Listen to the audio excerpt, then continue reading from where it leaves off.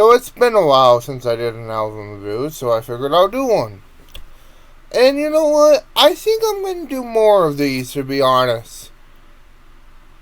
I'm not going to say I'm like a review channel, but I do like to sprinkle in some reviews here and there. Because I love music and I love talking about it.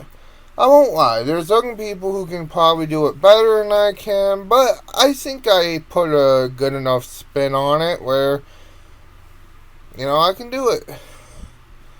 So I wanted to talk about a band what I usually never really get to talk about that much on this channel, and that is the Rolling Stones.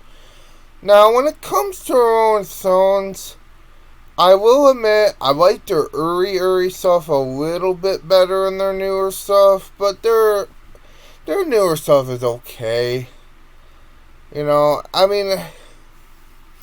like the more bluesy influence stuff.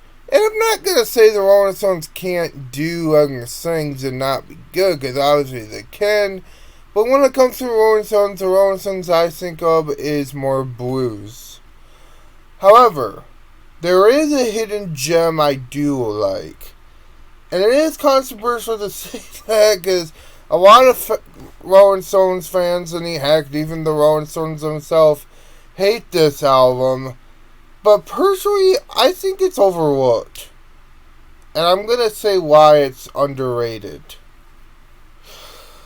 So, there is an album called Your Satanic Majesties Request, and it's very controversial. No, not just because of the name, don't get me wrong, I'm pretty sure the name is controversial too.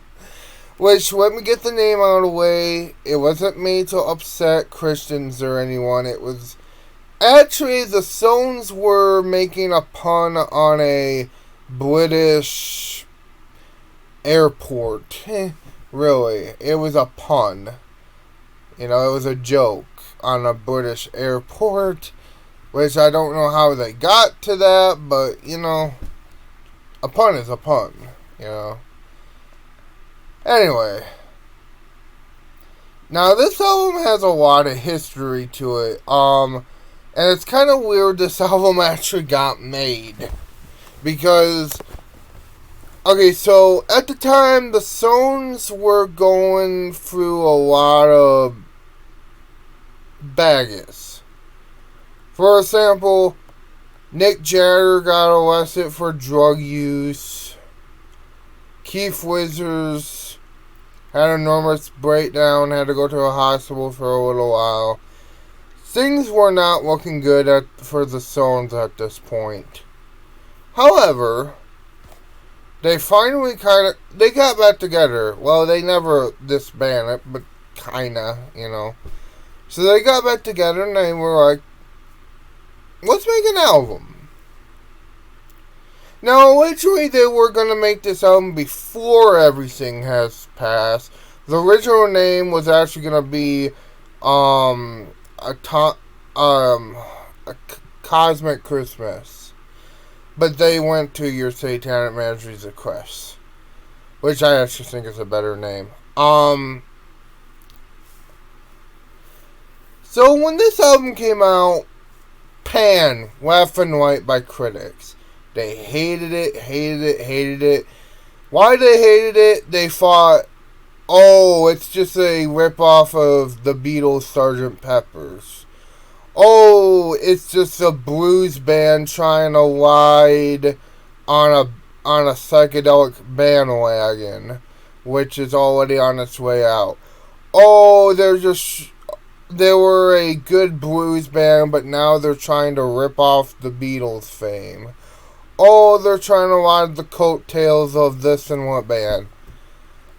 This is what I think about this album. I love it. Believe it or not.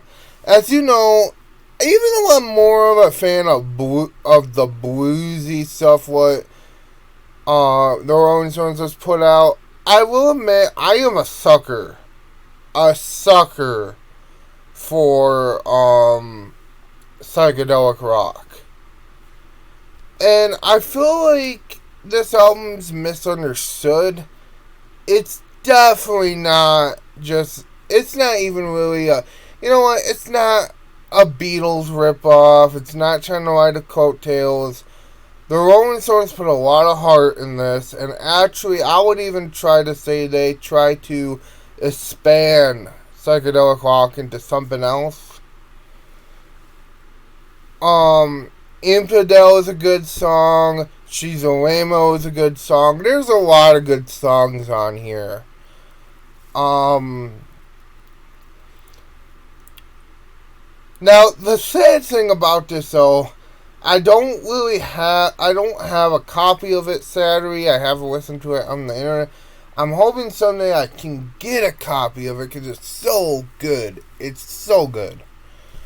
And it's sad that a lot of people reject it. Even Rolling Stones fans. And heck, even like I said before, the Rolling Stones themselves hated it because critics hated it. What kind of made them unsure of themselves, and yeah. But, you know what? I think it's a hidden gem. It's a hidden gem.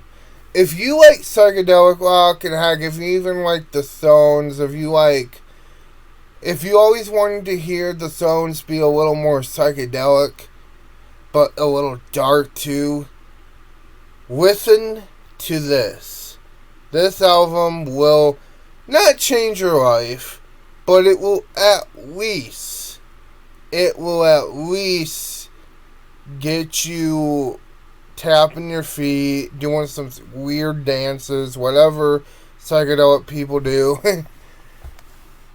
And, you know, it's just a good album. Give it a listen.